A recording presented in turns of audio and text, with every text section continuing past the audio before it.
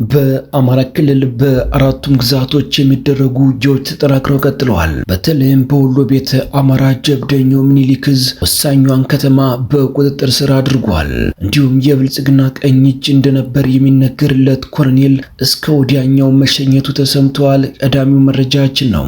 በሸዋም የፋኖ ልዩ ኦፕሬሽን ሲካሄድ የራምቦ ክፍለ ጦር በአገዛዙ ኮማንዶ ላይ ታላቅ ድል ተጎናጽፏል። የአብይ አህመድ አገዛዝ ደግሞ በየአቅጣጫው የተደቀነበት የጦርነት ስጋትን በአሸናፊነት ለመወጣት የሀገሪቱ ብሔራዊ መገናኛ ብዙሃንን ጨምሮ ከወዲሁ የስነ ልቦና የበላይነት ለማግኘት 24 ሰዓት ዘመቻ ጀምሯል። ይህ አማራ ሚኒሻን ከትግራይ ጋር ያደርጋል ተብሎ በሰፊው ለሚጠበቀው ጦርነት ከፊት ለማሰለፍ ብልጽግና ሩጫ ላይ ሲሆን፣ ህወሓት ደግሞ ዝግጅቱ አልቋል ሲል የመጨረሻ የተባለውን መልእክት ለአብይ አህመድ ሰደዋል። ሌላኛው መረጃችን ነው።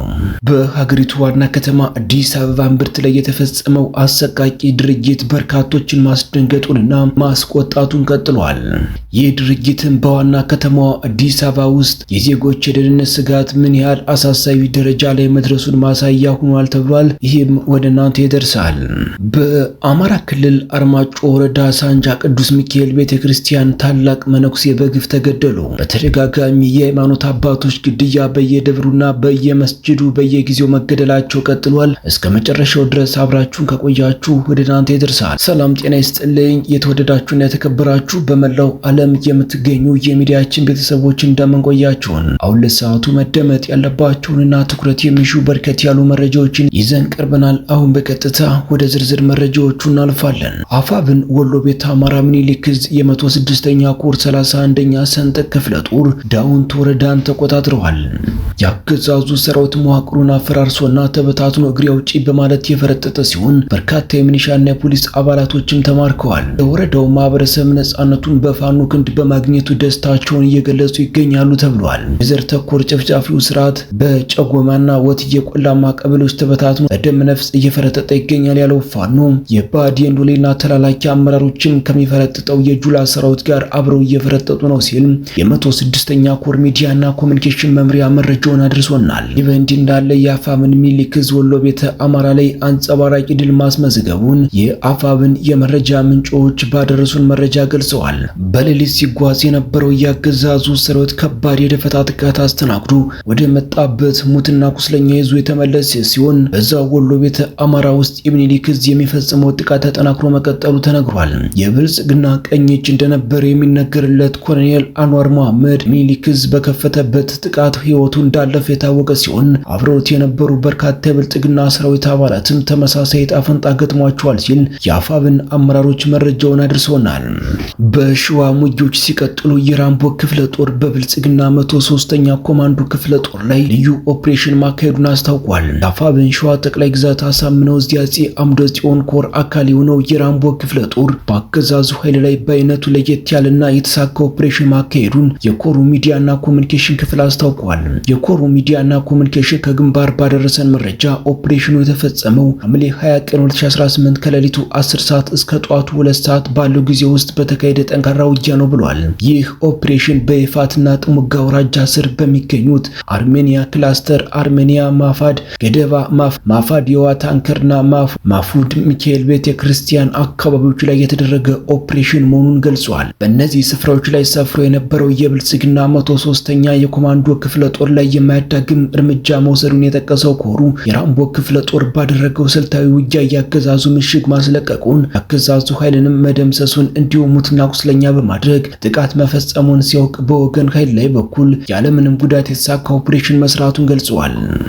በሌላ በኩል አብይ አህመድ በየአቅጣጫው የተደቀነበትን የጦርነት ስጋት በአሸናፊነት ለመወጣት የሀገሪቱ ብሔራዊ መገናኛ ብዙሃንን ጨምሮ ከወዲሁ የስነ ልቦናዊ የበላይነት ለማግኘት 24 ሰዓት ዘመቻ ጀምሯል። የአማራ ሚኒሻን ከትግራይ ጋር ያደርጋል ተብሎ በሰፊው ለሚጠበቀው ጦርነት ከፊት ለማሰለፍ ብልጽግና ሩጫ ላይ ሲሆን፣ ህወሓት ዝግጅቱ አልቋል ሲል የመጨረሻ የተባለውን መልእክት ለአብይ አህመድ ሰደዋል። ኢትዮጵያ ዳግም ወደማያባራ ጦርነት ውስጥ መግባቱ አይቀሬ እንደሆነ የሚገልጹት ፖለቲካዊ ታዛቢዎች ክፍሎች ጦርነት ይጀምራል ብሎ ለማሰብ ግን እንደማይፈልጉ አይሸሽጉም። ምክንያቱም የሚሉት ደግሞ ከዚህ በኋላ አብይ አህመድ የሚለኩሰው እሳት ሁሉንም መብላቱ አይቀርም ነው የሚሉት። የሚመጣው ሀገራዊ ውድመት ከሱዳን የባሰ ሊሆን እንደሚችል ይገልጻሉ። ሱዳን የአንድ ጊዜ እርስ በርስ ጦርነት አልበቃ ብሏት ሁለተኛዋን በመድገሟ ምክንያት ከ2011 በላይ ደቡብ ሱዳን ራሷን የቻለች ሀገር ለመሆን በቅታለች የሚሉት እነዚሁ ምሁራን አብይ አህመድ አሁን ሊጀምር ያሰበው የሁለተኛ ዙር ጦርነት በኢትዮጵያ ላይ ከባድ መዘዝ ሊያስከትል እንደሚችል ያስጠነቅቃሉ። የዲፕሎማሲ ጥረቱ የቀጠለ ሲሆን የአሜሪካ መንግስት አሁንም ጦርነት እንዳይጀምር በአምባሳደሩ በኩል ከፍተኛ ጥረት እያደረገ ቢሆንም የተገኘ ውጤት ግን የለም ተብሏል። ሀገሪቱ በጦርነት ዛቻ ከዚህም ከዚያም እየተናጠች በምትገኝበት በዚህ ሰዓት ደግሞ የብልጽግና ሰዎች ህዝቡን ቶሎ ቶሎ የመዝረፍ ስራቸውን አጠናክረው መቀጠላቸው ተሰምቷል። ሙፈሪያት ካሚል የምትመራው የሚኒስቴር መስሪያ ቤት ውስጥ የተፈጸመ የተባለው ዘረፋ ታይቶ የማይታወቅ የተባለ ሲሆን ከሚኒስትሯ በታች ያሉ አመራሮች በከባድ ዘረፋ ምክንያት እስር ቤት ገብተዋል እየተባለ ነው።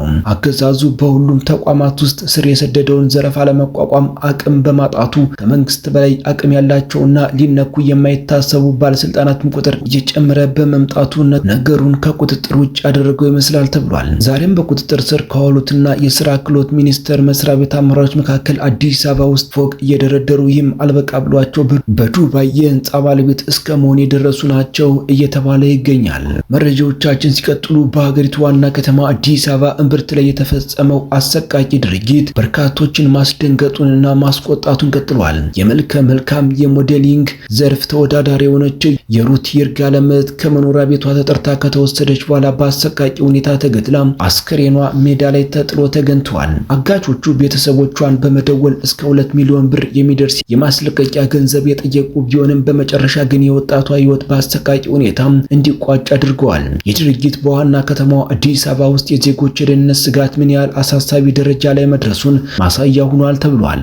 በተያያዘም በአማራ ክልል አርማጮ ወረዳ ሳንጃ ቅዱስ ሚካኤል ቤተክርስቲያን ታላቅ መነኩሴ በግፍ ተገድለዋል። በተደጋጋሚ የሃይማኖት አባቶች ግድያ በየደብሩና በየመስጂዱ በየጊዜው መገደላቸውን ቀጥለዋል። በአማራ ክልል በማዕከላዊ ጎንደር ዞን በታች አርማጮ ወረዳ በሚገኘው ሳንጃ ከተማ የሳንጃ ቅዱስ ሚካኤል ቤተክርስቲያን ተሳልመው በተቀመጡበት የ95 ዓመት አባት በጥይት ተመተው መገደላቸው ተሰምተዋል። በትናንትናው ዕለት ማለትም ሐምሌ 19 ቀን 2018 ከጠዋቱ 5 ሰዓት አካባቢ ከደብር ቆይታቸው ወደ ከተማ በመመለስ ላይ ያሉ ሳንጃ ከተማ ሚካኤል ቤተክርስቲያን ቅጥር ግቢ በር ላይ በአሰቃቂ ሁኔታ በጥይት እንደተመቱ ወዲያው ህይወታቸው ማለፉን ምንጮች ነግረውናል። ሟቹ አባ ገብረ መስቀል እድሜያቸው 95፣ ትውልድና እድገታቸው በኮንታ አቦ ሲሆን አገልግሎታቸው ደግሞ በሳንጃ ቅዱስ ሚካኤል ቤተክርስቲያን የነበረ ሲሆን እኛ አባት የሰው እጅ ሳይጠብቁ በእድሜያቸው መግፋት ምክንያት እጃቸው እየተንቀጠቀጠ ዙረው ለምነው የሚበሉ እንደነበሩም ተገልጿል። እኚህ በእድሜ የገፉትን አባት እንኳን በጥይት ሊመቱ ይቅርና ስድብ እንኳን የማይገባቸው እጅግ ምስኪን አረጋዊ መነኩሴ በግፈኞች አሰቃቂ